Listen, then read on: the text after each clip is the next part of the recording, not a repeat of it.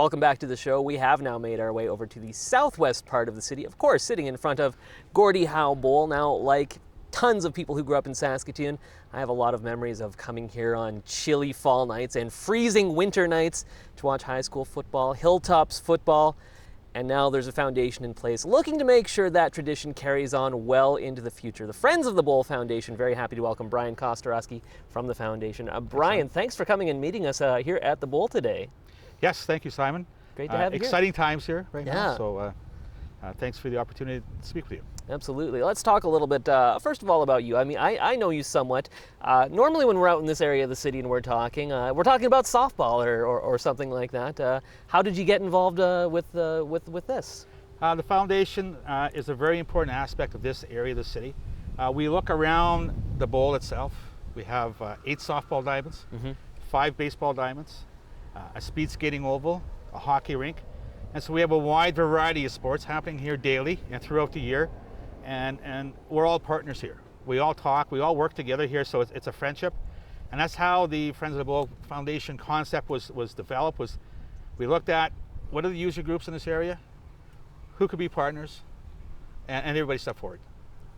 Obviously, this is something that's important to you. You want to see this facility continue to be used well into the future. Yes.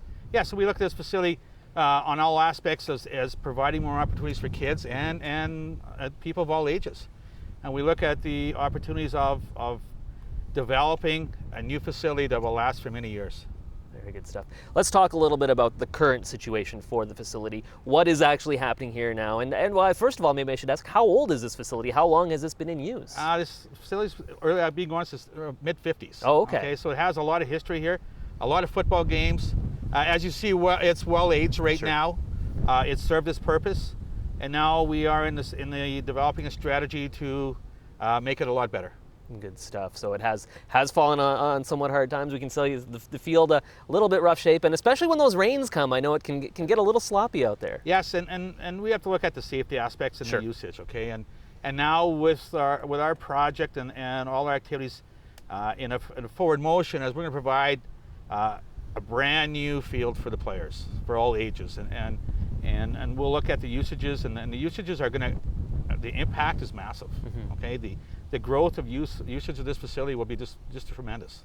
All right, well, let's start going through the individual elements, the things that you want to do to change, to modernize this facility. Starting first of all with the surface itself. That will look dramatically different, right? Yes, we're looking at a phase 1 project here. We developed our strategy is 2 different phases. Okay, phase 1, we have new turf. Okay, new lights, scoreboard, goalposts, and so that'll be looked at here in the phase 1 activities. Okay. So that will bring the stadium up to playing conditions where we have a better safety aspect for the kids and the adults here, and also extends the length of activities here at the stadium. And now when we're talking about the surface itself, are you thinking the field turf type material, or just keeping it grass but modernizing it? What's the plan there? The plan is to have the best turf we can get in here. Okay. Okay, so it's be artificial turf. We have our facilities team looking at all different avenues right now in North America, all different types. And we're looking at installing the best product we can get here. All right, and that's our goal here, is that when this facility is completed, is that we're going to be the best of the best. And that's, an interesting subject in itself. I mean, just the advances that have been made in artificial turf, it's so far advanced from what it was when it was just, sort of that plastic grass stuff. That has really come a long way. That must be sort of interesting doing that research. Yes, our facilities team right now has had a lot of discussions with different suppliers across North America. We've talked to a lot of facility owners right now and the turf they have. So we're utilizing a lot of people's experiences out there across Canada right now, and we're preparing a document right now and look at how the turf can go in and what the best product would be. All right, and you did mention the fact lights going to be changed, more lights installed, or is it a lot of these details, are they still to kind of be ironed out in terms of the specifics? Well, the specifics going to be ironed out, but it's going to be a whole new system going in. Okay. A more advanced system and a more efficient system.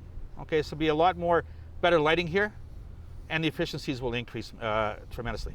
All right, and now is there an idea, and if you don't have the specifics, that's fine, but overall cost, what are we looking at to get this facility to where you want it to be? Well, right now we have an estimated budget, and these are, again, very preliminary estimates right now, and we're looking at phase 1 approximately around $4.6 million, okay? And that's very prelim.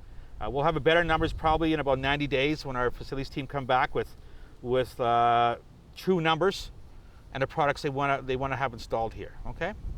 Absolutely. As you mentioned, this foundation, a big partnership. Certainly one of the big partners, the city of Saskatoon. I know just recently the announcement was made. They are on board and have committed to giving that first chunk of funding. Yes, the city's been a very active and a very great sponsor to us, and a great. They were driving us and working side by side with us in our ways and means of creating the foundation and getting this far. And as you well aware, last night City Council, they approved and another portion of funding for us, so that's very positive, which allows us to move forward in our project. Very good stuff. Now the foundation itself, obviously lots of different folks coming together as we mentioned.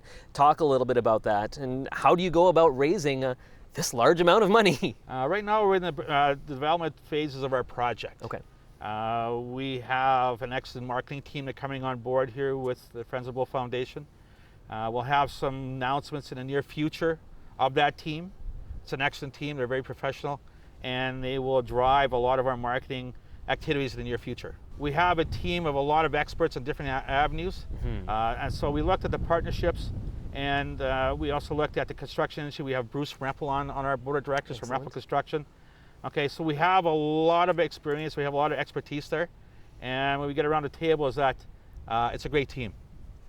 And from the people on that list whose names I know another thing they have in common there, it's a passionate group. I'm guessing you didn't have to do too much arm twisting to say, all right, this is what we got to do. No, and you got to realize this is a new experience for the user groups, okay?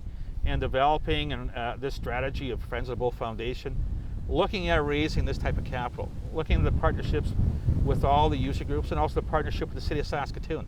Okay, it's a learning experience for every group, okay? It's kind of a new era, a new wave of moving forward with a project. And we're very excited about it. We are going to have our ups and downs, but there's been a lot more ups and there are downs right now. That's good. That's a good place to be in, Yes. especially in the early going. Looking ahead to the future, what's the timeline? When do you envision having this to the state you want it to be? We'll have a better outlook on that probably within the next 90 days. Okay. As our facilities team right now is looking at the overall aspect of the drawings and the needs and wants of the user groups. So the assessment is being done as we speak right now. Okay, we are looking at possibly some construction activity here. Could be late this fall or early next spring. Okay? Excellent. And that has to do with a lot of prelim work. Okay, so we'll have more focused answers for you probably in around 90 days. Perfect. And I know one of the other goals for the foundation is to not just work with the current user groups, but perhaps expand the scope a little bit. Do you see additional activities maybe on top of football, other types of things that could potentially happen here? Yes, there was some surveys done by the City of Saskatoon on user groups, and there's been user group meetings here, focus groups with other user groups. We look at it right now, the findings came back on the percentages and usages of the new facility, is that prime time right now is that we pretty well have 62% of prime time booked. Okay. Okay, without going on marketing the new facility. Sure. Okay, and that's huge, and that's from April 15th to November 15th. That's not from September 1st to November 15th. So you see the new gap of opportunities for kids to play in these fields and adults in a lot of different sports. So we have a lot of discussions with a lot of other sporting groups, okay? And so they're all becoming aware of the foundation. They're all becoming aware of this new asset, which provides a lot more opportunities in the future. And you talk about soliciting that feedback, interacting with the groups, but also the public. I know that you also did a bit of a survey to get people's feelings about this and the importance of this space, because it is important, and obviously some very positive numbers there as well. Those numbers were outstanding. We have the numbers, 86% of the residents of Saskatoon feel that this is a very important project. Over 92% feel this is a high priority for Saskatoon. Okay, so those numbers are tremendous. I think we were kind of overwhelmed with those numbers. The FAST report came back, and you couldn't ask for a better response for the citizens of Saskatoon, and they really drove the priority of this project. And it helps us to better understand what the residents think of this project, and they give us that answer, a clear answer there. Absolutely. Just about out of time here, Brian. But for you personally, do you have, I know you're more of a softball guy, but do you have some good memories of sitting here in these stands and cheering football? Played high school football here for Monroe Mustangs. That's way back in the late 79, 78, 77. Yeah. And so a lot of fond memories, and yes, the soil was hard, and yes, there was no grass, a lot of snow, so I can feel for those guys on the field now, and I've been in a lot of hilltop games over the years, so yes, it's a lot of fond memories. This place has a lot of memories for a lot of football players from many, many years. Excellent. I was a Walter Murray guy, and I was nowhere near good enough, so I spent all my time right here in the stands, and a lot of good memories for myself, and looking forward to seeing those continue into the future. Thank you so much for coming on and talking to us today, Brian. Thanks, Simon. All right, a big thank you as well to our first guest, Randy from the city, for talking to us about the city's future growth plans, and thank you to you for watching. As always, we want to connect with you, our viewers. You can find us on Twitter at Shaw TV Connect. Give us a like on Facebook. Email us at shawtvconnect@shaw.ca, or you can reach us the old-fashioned way through the telephone at 665-3796. I'm Simon Hyatt. Thanks for watching, and we'll see you next time on Connect.